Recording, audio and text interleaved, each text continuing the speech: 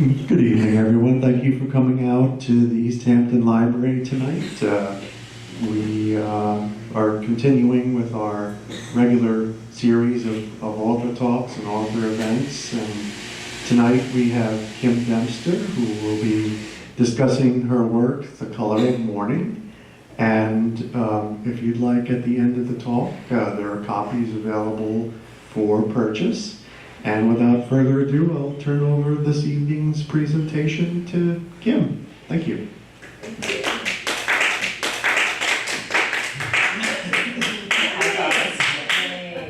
So, my name is Kim Dempster, and I'm going to give you a little of my background so you can see why I wrote this book. So, I grew up in Southeast Asia, and when I was 13, my family moved back to America. I was very excited to be an American kid.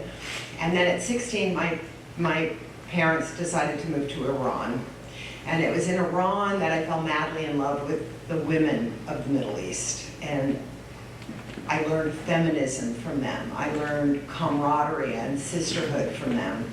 And that started this whole fascination to many travels all through the Middle East. So this book was inspired by it was actually inspired in Lebanon. I was with 3 Arab girlfriends in 2010, and I had met an architect. I love the architecture in Lebanon, and I had met this architect, and he had said, why don't you and your girlfriends come down and see this house I'm building? I had seen pictures of it, and you guys can stay, we'll have dinner, sleep over, and you can drive back to Beirut the next day. So we decided to get in the car and go to see this house.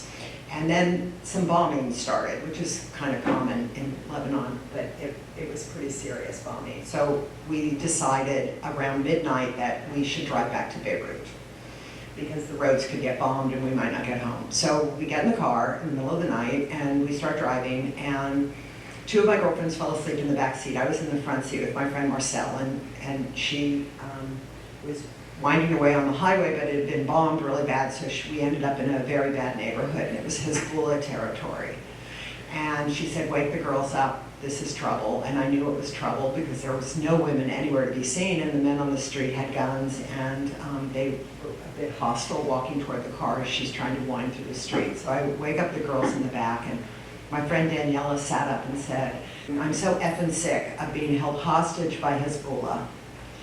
And this weird thing happened. I realized that my friends, who are so free and so smart and so educated and speak a million languages and know the arts and know culture, live that close to losing everything. Because right outside the window, I was seeing people that wanted to take everything from us. And it was the only time I've ever been in Lebanon with all the chaos that's always there, where I actually felt fear because I saw the fear in my girlfriends. So I knew we were in a bad place, and I knew we shouldn't be there. So we wound around, we got out, we found the highway, and we see the lights of Beirut, and we laughed the entire way home. But in my head, I kept hearing her saying, held hostage by Hezbollah, held hostage by Hezbollah, and it wouldn't leave me. And I left Beirut, I came back to America or wherever I went, and went on with my life, and that mantra kept going through my head. And this fear, all of a sudden, that I had for my girlfriends, that they could possibly live that close. Now, just to know, Beirut is full of amazing women because a lot of men died during the Civil War, or their parents had the money to send them to another country. So you're covered with women, and each one more beautiful and sexier and funner and more educated than the one before. It's a city of women, and I'm a girl's girl, and I like to be around a lot of women, and so every time I'm in Beirut, I'm in heaven, because it's just everyone you work with, everyone you deal with is female, or 90%. It's just a massive amount of women. So I have a strong camaraderie with my girlfriends. So I go on with my life, and I keep thinking, I want to tell this as a story. And I had written screenplays, but I had never written a book. And I kept thinking, this is a story, I don't know how to tell a story. And I did some outlines, and like all stories, you start with the truth, the exact truth of what happened. And I went, well, there's no real story there because Hezbollah hasn't taken my girlfriend's life away from them. So in 2011, the Arab Spring started, and I thought, this story will happen now. I'll find it. I don't know where, but I'll find it. So I started watching Syria, because Syria was so chaotic. Assad was such a horrible dictator. People were really oppressed. They were standing up and revolting. Militia groups, thousands of militia groups were being formed, and I thought, this is somewhere in this is the story. And then when ISIS took Raqqa as the caliphate and told the Syrian people of Raqqa, you are no longer Syrian, you are now part of the caliphate. And all these ISIS fighters came in, and they weren't Syrian either. They were from all over. They were from Saudi Arabia, they were from Chechnya, they were from Turkey, they were from the Western countries. And these people now are being told that's what they are, that they have no claim to their home. And I thought, this is where I want to tell the story. So the story is about a mother and a daughter. The mother is a journalist. She works with the West all the time. The daughter is on her way to go to school in London when the book opens. She has a brother, Tariq, and a father who's a doctor. They live shared courtyard with another doctor and his daughter and son. The wife and that family is dead, and so they're kind of adopted children for Nooda, the mother, the journalist. Right at the beginning of the book, Assad's henchmen come to take Tariq away because he's been working with the rebels. He's not home, they take the father. So now there are two women alone without the father. The son has to flee because they're looking for him. So now there are two women alone without a father or a brother, so there's no man in the house. And then the hospitals are bombed, and Attila, the doctor that lives across the courtyard, is killed. So now they are Ula, the neighbor, Nooda, the mother, and Layal, the daughter, without any men, and things are really bad. And they have to do whatever they can to survive, and the mother, Nooda, doesn't want to leave because she thinks her husband will be found or her son will come home. So they're stuck for a little while, but they're thinking about how to get Layal out, to get her to Europe because she has a visa, and all this stuff is going on. But as it's going on, the city is liberated. Raqqa was the first city in Syria to be liberated by the fighting forces, not ISIS, by just all the forces that were anti-Assad that wanted a democracy. So that gets liberated, and that opens the door to ISIS. And ISIS comes in on the liberated city, and they take over, and as they do, the women get oppressed more and more and more. So I wanted to read from you from 3 short parts of the book that kind of tell the story. Attila's killed in a hospital bombing, and it's the first time they think that nobody knew that anybody would ever bomb hospitals and kill people. So the women they're frustrated because they're not allowed to leave the house now. They have to stay together, and there's a lot of frustration, but they have each other, and they think they might have Ula, who is not smart like her friend Layal, the same age, but full of fear. She's a fearful person, so they know that there's a danger in that kind of fear. So this is right after Attila's been killed. Layal is angry about Attila's death, her orphan neighbors and hospitals being bombed. She wonders where sick people are expected to go, who will take care of them, or has illness been added to the list of forbidden offenses. She walks to the window, peering out through a thin vertical slit in the closed curtain. The street is uninhabited. The blinds in the apartments across the road drawn closed. She wonders if her neighbors are standing in the same position, their faces smashed against drapery, staring back at her hidden eyes as she stares at theirs. An SUV pulls up in front of Ula's house, shifting Layal's attention back to the street. 2 bearded men in black step out of the vehicle and stand beside the flag of ISIS, waving from the car's antenna. They are followed by 2 women who emerge from the back seat, black forms smeared in the tint of death. Their hands gloved, black shoes and socks covering their ankles and feet below their long black abaya. A niqab covering their head and shoulders. They wear an extra veil that hides their eyes, completely concealing their identity.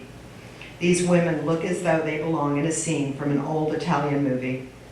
Professional mourners who are expected to wail loudly and bang on Attila's open casket that has been laid out on the kitchen table. Women paid for their tears, sent to relieve the family of their sorrow. None of this can be true because in Syria, death is common and grief is too busy tormenting the living to stop to mourn for the dead. Mother, come quick, Layal calls in a hushed voice. Nooda hurries to the window. She leans in over Layal, sharing the break in the curtain. They watch the men wait by the car as the two female mourners knock on Ulla's door. What do they want? Layal questions. I don't know, Nooda whispers. Almost an hour passes before they hear the car outside start its engine. Layal leans back toward the window to look out through the thin opening in the curtain. The two women mourners are leaving Ulla's house. They silently return to the car and the vehicle drives them away. They've left, Layal whispers, as Ali runs into the dark house through the shared courtyard. He carries a package of grain that he hands to Nooda. I'm hungry. Where did you get this? Nooda asks. Ali only giggles before running back across the courtyard. Layal and Nooda follow him, entering Ulla's house. Once inside, they stop moving, shocked by what they see. Ulla is perched on a chair in the corner, shrouded in black. She wears a niqab with a tiny slit for her eyes. Over that, she wears a second veil, barely transparent enough to see through. Her black gloved hands respectfully arranged on her lap. I am to be married, Ulla proclaims. They can't force you to do this, Nooda states firmly. His name is Mohammed. He is Saudi, a hero of the Islamic State, Ulla continues. You can't marry one of them, Layal protests. Ulla turns her black draped face toward Layal, her eyes staring out, piercing through the murky gauze. I will be the wife of a mujahideen. Is that what they told you? Layal snaps back. Ulla, let me meet him. Make sure he'll treat you right, Nooda begs. I will be safe now. He sent food. Look. Nooda and Layal follow Ulla's gaze to a pile of supplies sitting by the door. Layal is disgusted. You sold yourself for food? Nooda puts her hand on her daughter's arm, a warning to be quiet. She speaks to Ulla with a maternal voice. Tariq is out looking for work. We can take care of you. Mohammed is well paid. I will have electricity for more hours. The water will be restored. And Ali, he will go back to school, Ulla states with certainty. The schools have all been closed, Nooda corrects her. The Islamic State has their own schools, better ones, Ulla pronounces with pride. And Ali, will he live with you? Mohammed has promised to be a father to him. This information makes Nooda feel nauseous. Where will you live? Here. When will this happen? Today. Layal and Nooda are speechless, unable to move. They watch as Ali walks to his sister's side. Ulla grasps his wrist firmly, looking up at Nooda, silently bidding her to leave. A bride draped in black, a queen perched atop a new throne. Ali, her soldier at her side. Ulla has chosen. The houses now stand divided. Layal and Nooda walk out, closing the door to Ulla's house behind them. So her fear is so great that she is dangerous to them as the combatants that have taken the city. So things continue to get worse. Now they have a dangerous neighbor. She's now married to a jihadist who has moved in. Their courtyard, which was their little piece of sanctuary where they get sun and they could enjoy life a little, is now being taken away because it's now shared with the jihadist. So everything has gotten bad. And also, they had always treated her as one of them, but she is letting fear take over. So the women in Raqqa that are of a certain age are forced to marry the combatants. So the ISIS fighters are promised wives. And Ulla has willingly taken a husband, but Layal is smart and she doesn't want to be sold to a husband. So in that courtyard, that sanctuary of theirs, they are out in the sun one day when Mohammed comes through with a young combatant named Saeed. He sees her. She's unveiled. She's sitting in the courtyard and he sees her and he's very attracted to her. She also to him. They've been living in this kind of hell. She's 18. She has hormones raging. There's a strong attraction between just a boy and a girl. And he saves them from being hurt by Mohammed. So he is now a hero to her. he saves her and her mother from some kind of horrible torture that would come to them. So she marries him because she feels like it's safer to marry him than to be married off. They know who he is. He courts her in the only way he can, which is he promises to try to help find their father. So that's the only courtship that they can do. They can't go on a date. They can't, get gifts. But he asks Nooda for permission to marry her. So he comes across as a very sane person compared to the insanity of the rest of the jihadists that have taken over Raqqa. And he's Moroccan, but raised in Europe.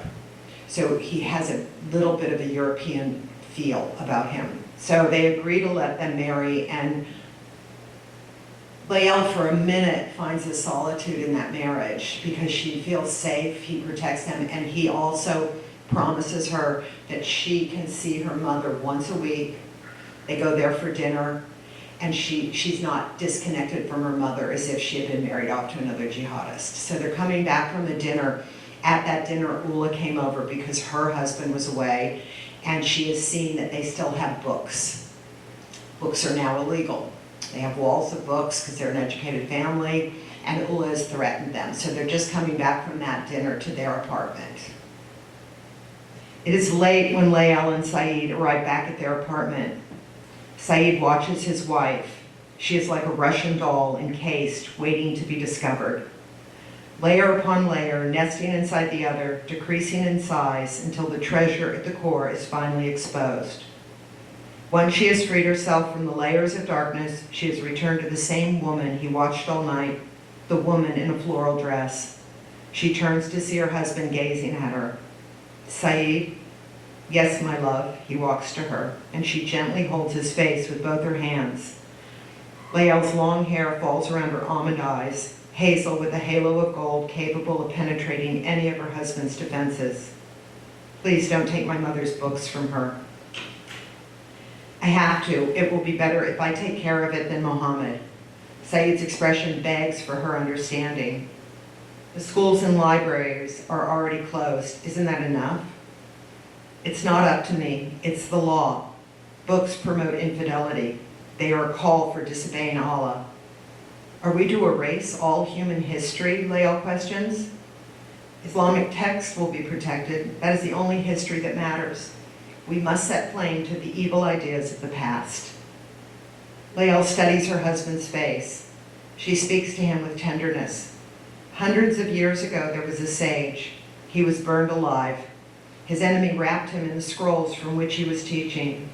As he burned, his followers screamed out to him, "What do you see?" He screamed back to them, "I see parchment burning, but the words are soaring free." Layal keeps her gentle hold on her husband's face, preventing him from looking away. Books and men can be burned, but ideas are not so easily sent to ash. Saeed does not wish to argue.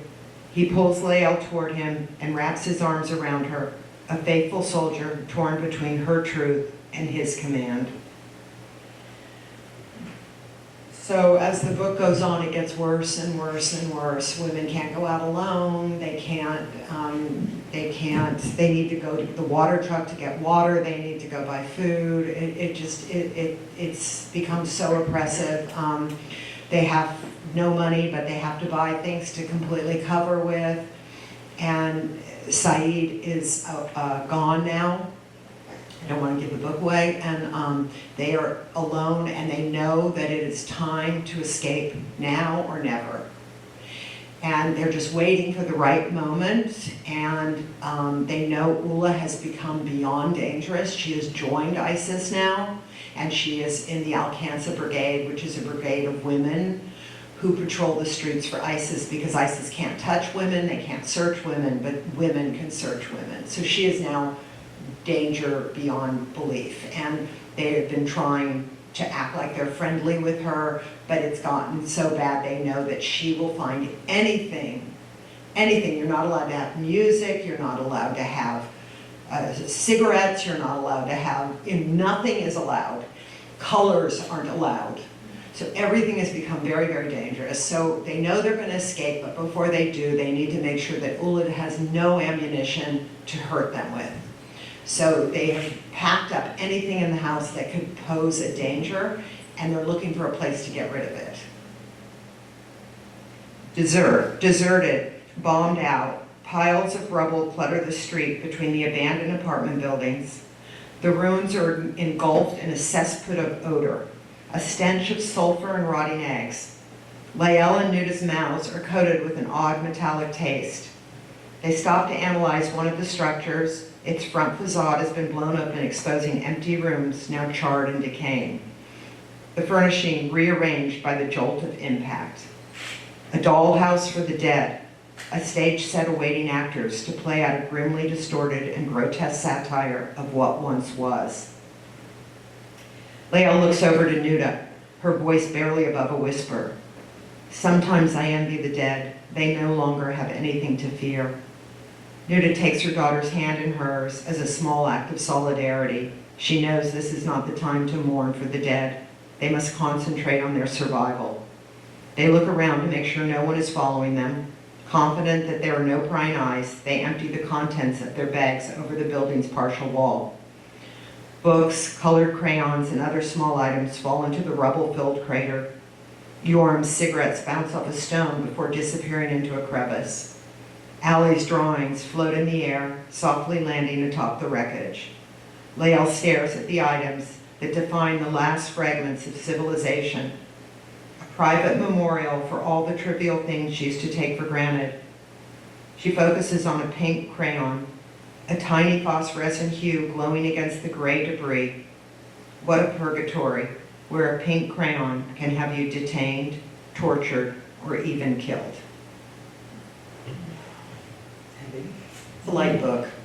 Little light reading. So they have each other. They have each other. Everything is dangerous now. The men, they don't know where they are. They've gone. You know, they don't know if Assad killed Yorm, the husband father of Layal and Nooda. They don't know if Tariq has survived. They don't know where anyone is. And they have a neighbor who has lost her mind and joined ISIS with great pride, just as she did when she married. And it was a horrible marriage, by the way. She married bad. I mean, it's all horrible, but he's crazy and mean to her and terrible. And so she's angry that Layal got a good marriage, comparatively. So it's, now the choice for them is, can they leave? You can't just walk out of Raqqa. If they do leave, how do they do it? And at what moment is the best moment to leave? And how will they get to the border? So all of that has to be decided. And I don't want to tell you the ending, but it's I'm halfway through the book. Oh, right, I'll never tell you the ending. So you knew some of the stuff. I knew some of it. So I'm here I love Q&As, I love questions about the book. I love this book, I'm really proud of it. I think this book is, we are banning books, we will be burning books soon. Don't kid yourself. If they're banning them, they're going to then burn them. And we are taking women's rights away. So for me, this book is a mirror to so many things that are happening here that are very dangerous. We also have a lot of armed militias running around. Some of them are called ICE, but they're armed and they're malicious. They're militia mentality, and we're a very armed country. So I wanted the book. By the time I finished the book, I saw this coming here, and I wanted the book to be a warning because we all deserve a good life. I also wanted people to see Arab women the way I see them, because I find in America a lot of people have a misconception of what an Arab woman is, and I don't know where it comes from. I think from seeing, like any culture, the poorer the people, the more they are religious and the more they are follow all these crazy, I don't care which culture it is, that they're more swept up into, you see women in Arab countries and you think they're all covered up. They're not in a lot of the Arab countries. And a lot of the countries, it's a choice. It's a lot of the countries you can veil, and if it falls off, nobody's going to arrest you. So there's a misconception of that woman. And also, just my girlfriends, not just my Arab girlfriends, but my girlfriends in the Middle East, from Iran to Turkey, my Kurdish girlfriends, are the most powerful, amazing women I've ever known. And they live under and near so much oppression. So they become strong. And they also have a sisterhood that I wish we had more of here. We have some, and I love it. But they really stick together, the women. And I think it's forced on them to do that. So I wanted all that stuff when I wrote, but by the time I got to the end of the book, I just started thinking, oh my God, I could have put this in Idaho. You know, it was so powerful what was happening here, little by little. Any questions? Have you actually spent time in Syria? Not a lot, no. But you've been there. Yes, but where have you been? in Damascus. But I did a huge amount of research, which is fun to talk about because I've had a lot of people that work for NGOs that have told me that I really nailed it, that work for NGOs working with Syrian refugees. Mm-hmm. I did years of research for this book. I mean, I really researched it. And some of the research was, I had 3 powerful research places. One was, there's an organization in London called Raqqa is Being Slaughtered. They're Syrians who got out of Raqqa. They are journalists and reporters, and they want the world to know what's happening when there was a Raqqa. It's now gone, it's just rubble, but when it was still there, they wanted the West to understand what was happening. So they would go in full abaya with cameras, and they would shoot video. And I got to them, I don't know how, and they would send me the videos, and then a girlfriend of mine would translate the videos for me. So I got to see ISIS fighters walking in the street talking to people. And I was so shocked how different they were than what we read in the newspaper, and what we see is so different than what's on the street. They talk to people like they're talking about what they're going to have for dinner, and they're telling people that you're in trouble. It's so shocking, it's so calm. And it was because of those videos. I mean, I kept asking my girlfriend, are you sure you translated this right? Like, they couldn't be saying what you're telling me they're saying. They're too calm. They are very, very calm. And they just say, we're taking you in, and people follow them, and you've got to go to the court. They have a court, kangaroo court, and they have a woman's court as well. So that, I got a huge amount of research from them. I also got research from women who got out of Raqqa and made it to Turkey. So I had tons of interviews with them. I have a lot of friends in Turkey who helped me, and I have Kurdish friends who helped me, so I kind of understood everything from them. And then, hold on, there was a third one. Why did I just go blank? Oh, this is my favorite of everything that helped me with research. So Saeed, I wanted this love story to happen in this book, and it's very hard to write a love story about a jihadist. So I couldn't get in. I would have flown to Germany and to France. I got videotapes, interviews with ISIS fighters that had been raised in the West and had felt like they didn't belong, and went to Syria to fight for ISIS thinking that they would belong to something, got there and realized this is not where I want to belong, went back to Europe, turned themselves in, and are serving prison time. Those interviews blew my mind because they made ISIS fighters, not all of them, but some, human. They went, they regretted it, they went back, they turned themselves in. There's something to be said about that. And they were so regretful that they made that call, and hearing them and how they were so human and so real. And those interviews blew my mind, and that's how Saeed became real. Because believe me, I was sick to my stomach the thought that I was going to write this love story, and until I saw those interviews. And then I went, I can do this. There was a lot of time where I thought there won't be a man, but we needed a man to help us. We needed an ISIS man to help us. So those interviews, I mean, I just got really lucky how many people helped me do the research on this. Really, really lucky. and people went out of their way. I mean, my friend who translated all the videotapes, she works full time. She was translating all night for me just to get everything back to me. It's a lot of work to take the videos and translate what everybody's saying and who's saying it. You don't know their names or not. I mean, it was, and she did it like a movie script. I mean, I could read it and watch the videos. But that blew my mind, seeing, I mean, when I watched the videos not speaking Arabic, I thought they were saying, "What's for dinner?" Or, "Hey, remember me? I'm your sister's friend." I mean, that's what I thought they were saying. And then you see with the translation that they're saying, you leaned over and women can't lean over, so we've got to bring you in, and you know they're going to be beaten. And it's just shocking. It's shocking.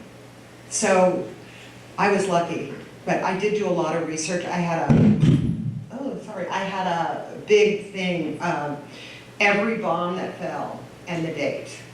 Every bomb that fell in Raqqa, so that when I wrote the story, every bomb that fell into the story. So I used what was actually happening as it was happening, but no, I couldn't go to Raqqa because I would be dead. I mean, it was just too, I mean, I would have loved it to have gone in, but it's, and now it's gone. And I used, thank God for Google Maps, and you know, you can really see things three-dimensionally, you can get down on the street. So I knew what it looked like before the bombing started. I knew what the courtyards looked like and the houses looked like, and I talked to a lot of people. So I had and I knew what was in the shops and how food got in, and you know, but I did a huge amount of research. It was big research. Thanks. Excuse me. Thanks for talking about that. I was going to ask you about the research, and clearly you have context to begin with, but then, you know, I can appreciate that kind of research. And curious, I mean, some of the things you're talking about, a couple of comments. One is the parallels and how chilling it is to think about what's happening now, and that matter-of-factness that you saw in the videos. It's almost like we're getting to that place, but I'm curious also how you dealt with, I don't know how long it took you to write the book, but I assume a considerable amount of time, and dealing with that reality and you know, knowing what all the bombings were. How did you take care of yourself and get yourself kind of out of that world? I spent some time working with Syrian refugees in Greece in 2015, and you know, it was a profound experience in a lot of ways, obviously. But it's the process afterwards of all the people that I knew and all the NGOs, dealing with ourselves and kind of, you know, coming back to terms with living this life and then those things that you were immersed in. Just curious if you did something deliberate after writing the book too.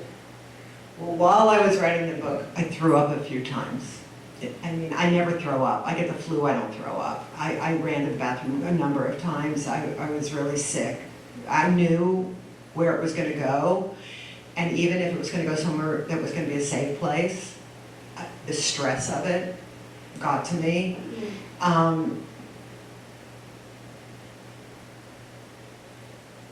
don't know. I mean, I'm always in a state of stress. I read the newspaper and flip out.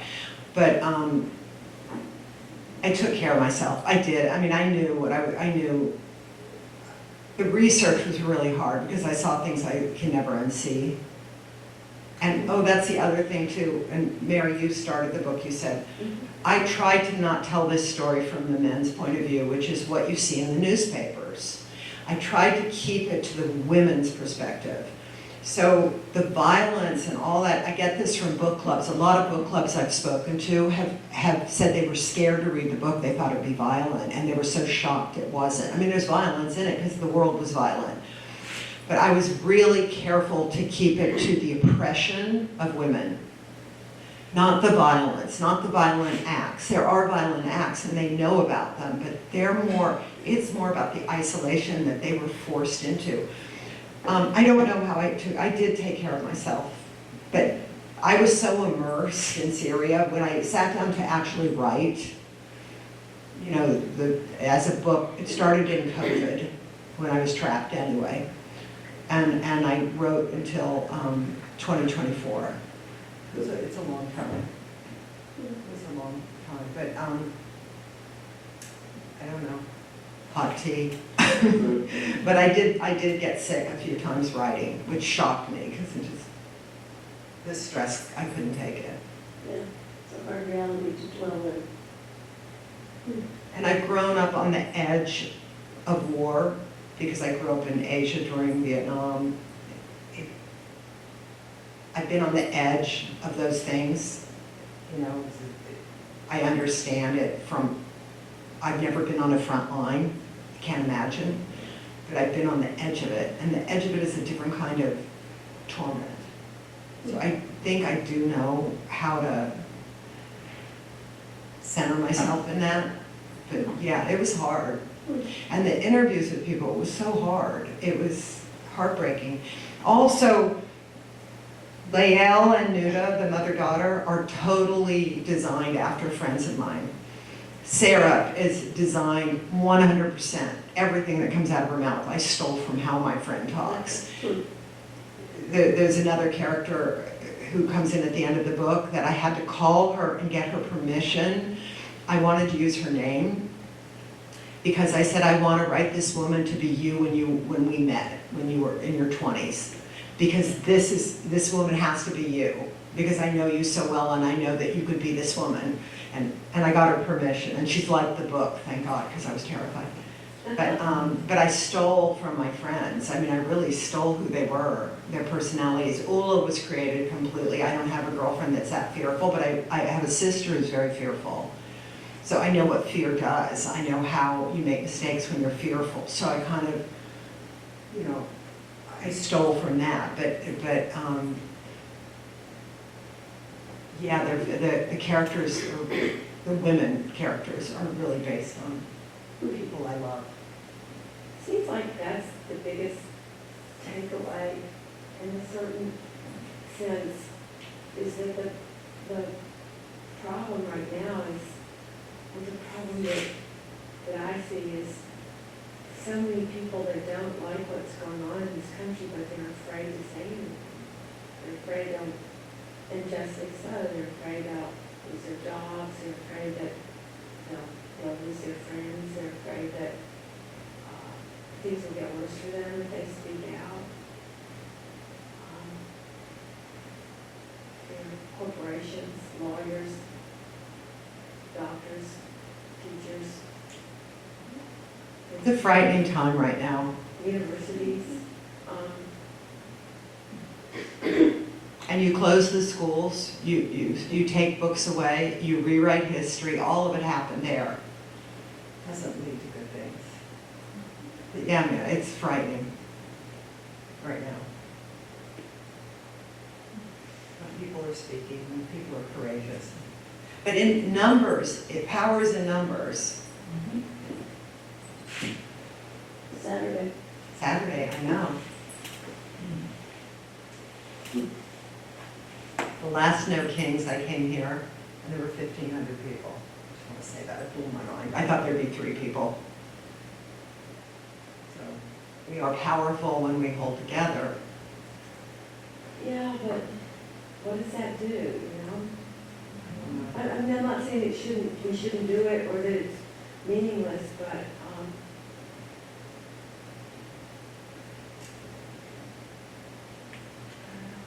I think there's a real void of leadership. Agreed. Absolutely.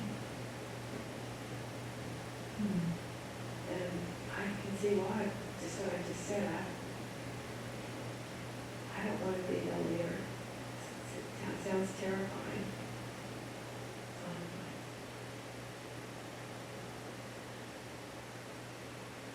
It's frightening. Can I come sit with you guys so we're talking? Because I think this part's of it.